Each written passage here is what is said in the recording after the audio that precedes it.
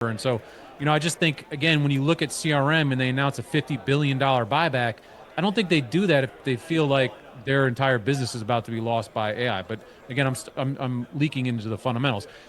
The other thing that comes to my mind here is that one of the things that people were complaining about so much, particularly in the end of last year, was the concentration in the market, right? The idea that it was a handful of stocks, the top 8 stocks were 35% of the S&P 500 and over 35% or whatever it was of the weighting of the NASDAQ, for example, right? Well, the breadth now, if anything, seems to be, you could argue, improving. So now we don't necessarily have this uber concentration in the mags. I mean, I think they're still overweight, obviously, relative to, say, history, but maybe you want some of that breadth improving and some of the focus shifting to broad, the tech sector more broadly, for example, right? So maybe some of this stuff is healthy. I would also just say, Oliver, there are some things that look pretty dang good on charts. If you bring up IYT, for example, I'm, again, not a technician, but you look at something like that and you go like, SMH making a new high, is that typically a bearish thing?